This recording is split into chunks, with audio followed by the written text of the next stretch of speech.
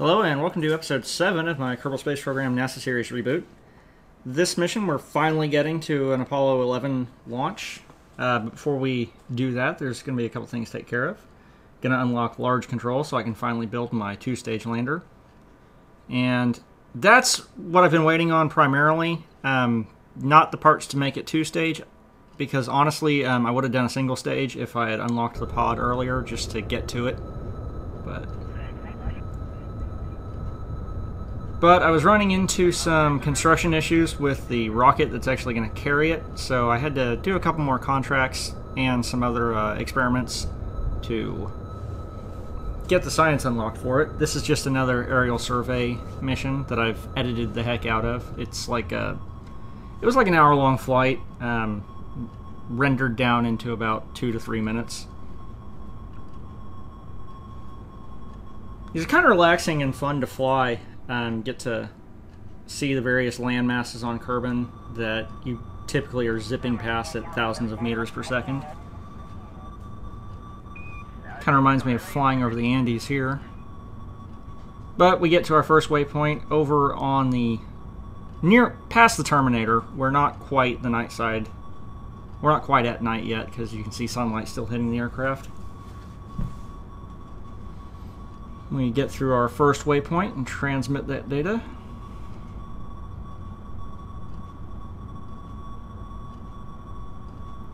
Change our bearing to the next waypoint and gaze upon the stars from the cockpit. I'm really enjoying these graphics mods I'm playing with. They just make the whole thing much more atmospheric, and other tedious things can become more enjoyable. Approaching our second waypoint.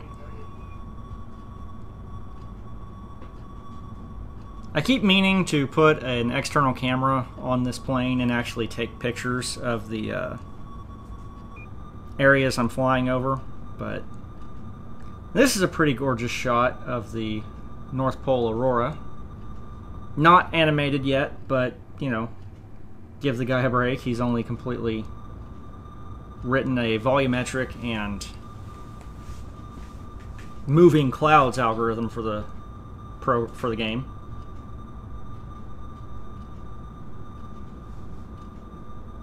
Heading over our third waypoint on this flight. Little jump cut to get to it because I was a little ways off. And these are, like I said, they're not exactly the most exciting flights, but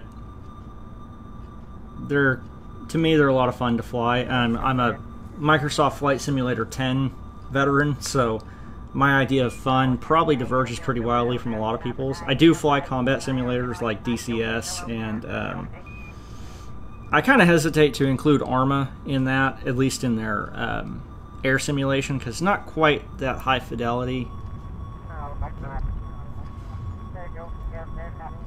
Yes, finally added air brakes to the aircraft so I can make a better landing approach. Have a little better control of my speed. Park it, shut down the engine, and recover. And we go back to Duna 4, which is now circularizing around Duna. And this is where the bulk of the science points to complete my rocket came from, because you can strap a bunch of mainsails and orange tanks together, and you can even make it work in Ferrum if you just watch your velocity and keep an eye on the Q gauge. I really didn't have the patience to do that. And at this time I was having some problems with the KW pedal adapter.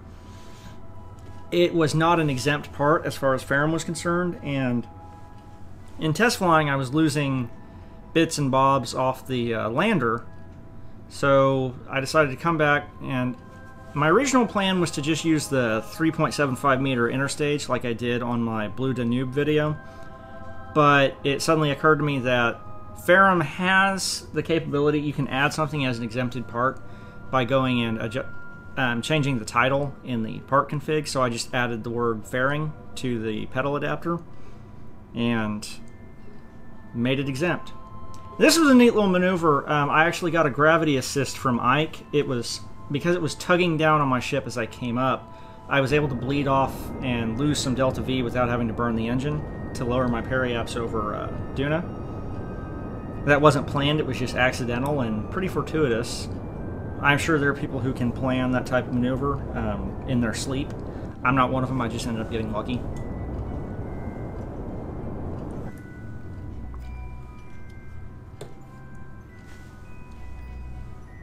A lot of tedious maneuvering going on here, but it's... Honestly, this flyby I'm about to get is the very first time in Kerbal Space Program history I've even visited Ike. I usually focus just on the main planets and not so much on the satellites. I know, I'm a bad person. And you can see that remote tech signal dropping in and out, and that's my single geosync satellite dropping below Kerbin's horizon, briefly. Because Kerbin will only obscure a certain percentage of the orbit. I actually have... It's not a complete 50-50 loss. I think I'm losing maybe 15% of the time this satellite is out of contact with Kerbin, which, because that's a very real possibility, I've still had to keep using Flight Computer. I wasn't thinking very clearly about the ramifications of that, because if I don't have a signal, it won't execute the maneuver, signal delay or not. So while I'm here, I decided to grab a little high altitude science over Kerbin, or over Ike. Can't ever hurt.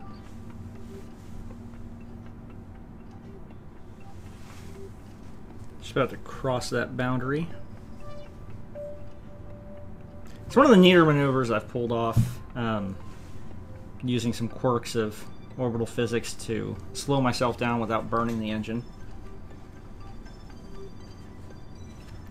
Just trying to get over that threshold.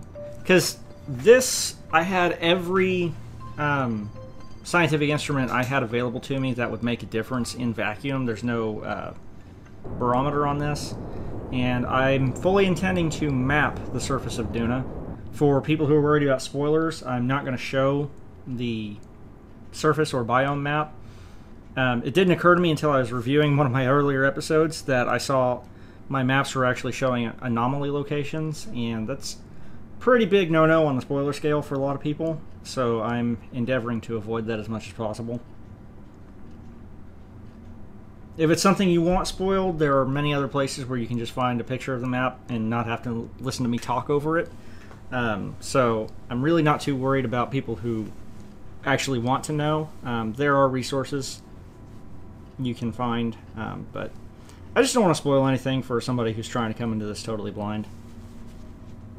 The game's not even fully released yet, and it kind of sucks if you've got all the Easter eggs and things ruined for you. But after many, many days of scanning, because it wasn't an ideal orbit, we get our maps complete. Got the low-res altimetry and our multispectral scan finished. Not a huge science value to them, but looking at these maps, I can help plan any future lander missions to Duna a little better. And plus, I just love mapping bodies with ScanSat. It just feels like a really fun, sciencey thing to do. Especially because you can get a high-resolution altimetry map, which is all in blues and yellows and greens and reds. This is just kind of... I keep forgetting what the elevation resolution on this scan is, but you can see it's just varying shades of gray.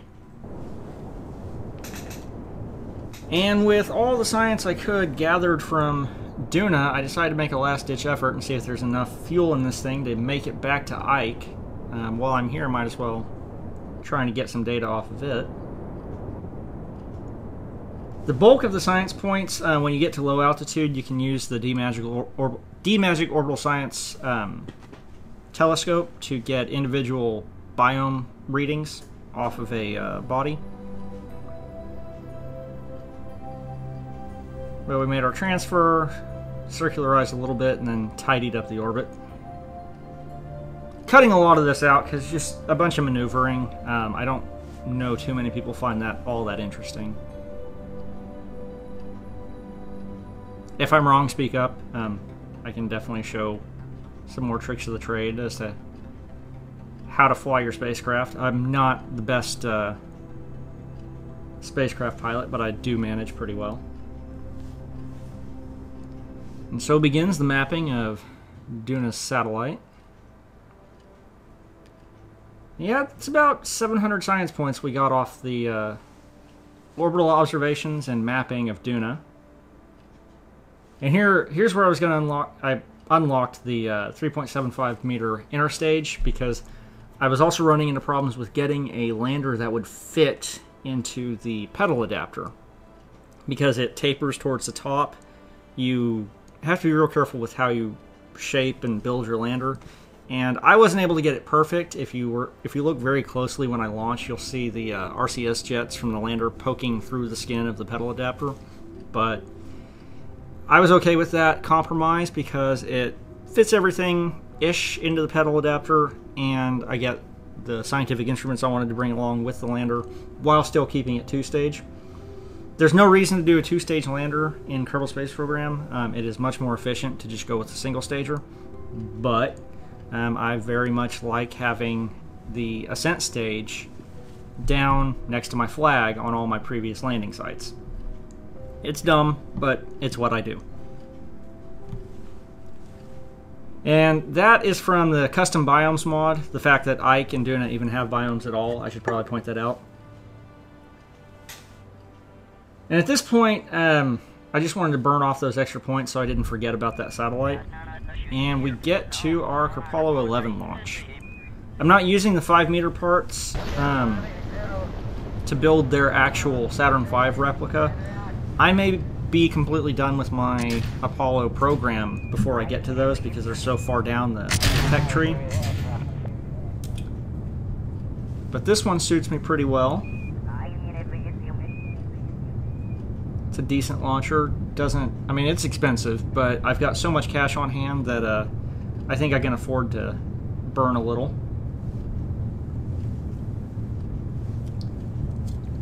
And yes, the Apollo rockets did do a roll program to bring the astronauts into a heads down position. So you have positive G's pulling down on you instead of negative G's pushing up and pulling all the blood into your head, which is not pleasant.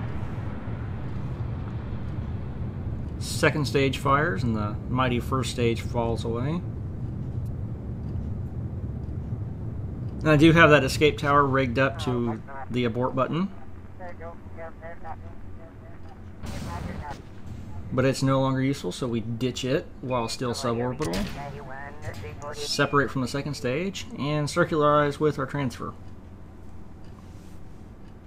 Which that's probably where their Saturn V replica would come in handy, being able to circularize on that second stage, or at least mainly do it, because this is a pretty big burn to do on my transfer stage.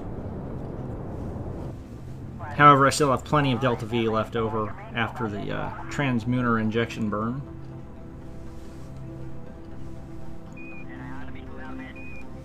Which we are starting to plan right now. The moon is not at the best phase for a landing. That would be a full moon, I guess.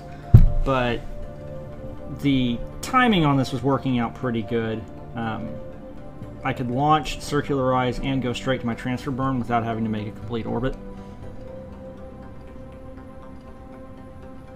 So we set that periaps to 0.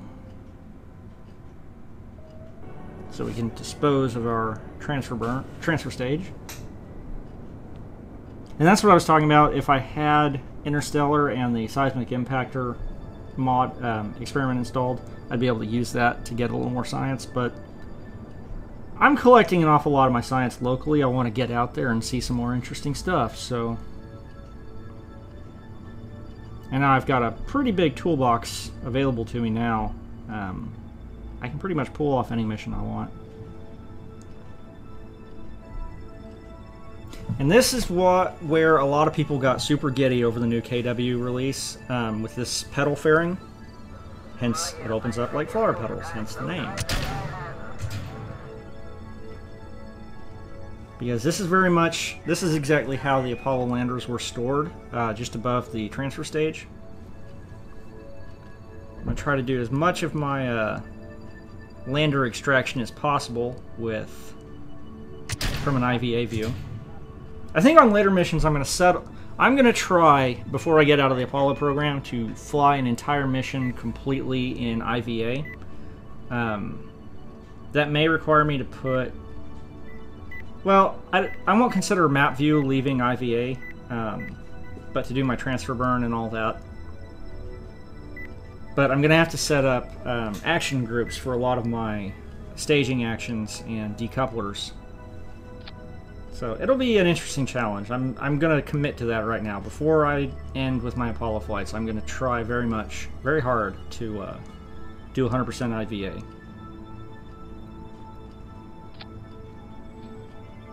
I don't know if I'm going to include that completely on the episode. I'm going to chop it up. When I get there, I'll chop it up for the episode that it's actually in. And then I'll post it by itself so people don't have to watch a rather boring video, just no edits unless they absolutely want to.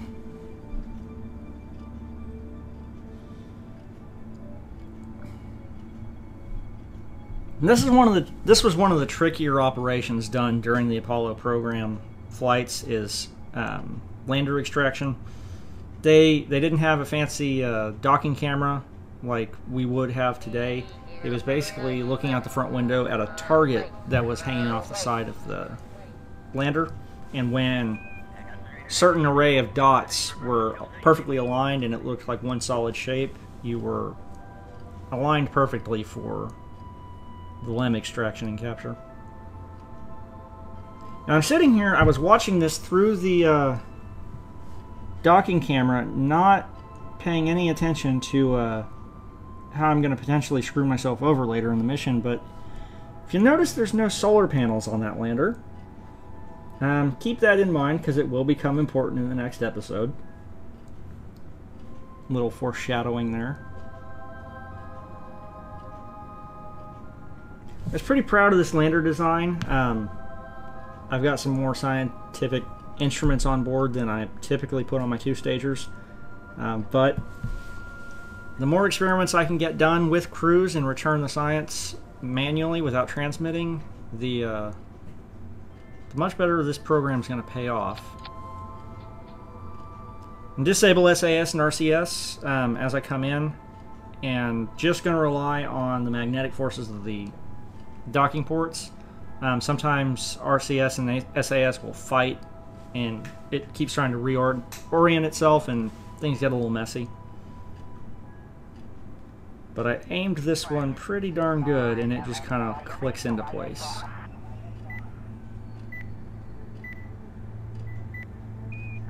Cancel out that screen and go to my resources.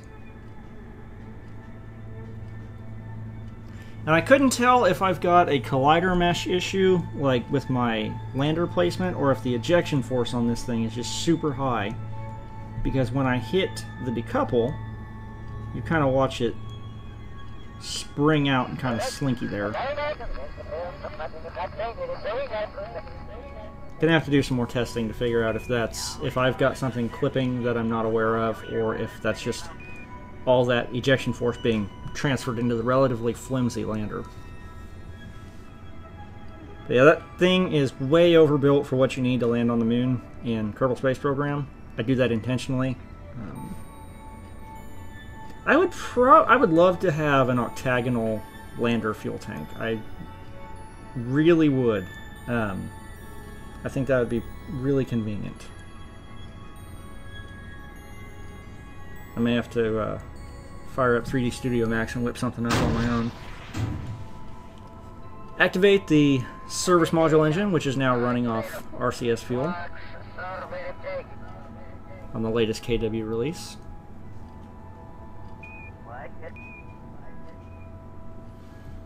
But we are underway and headed to the moon. Just that tiny little burn was able to take our periaps from negative to 20,000 meters. So I will see you in the next video where we'll be touching down.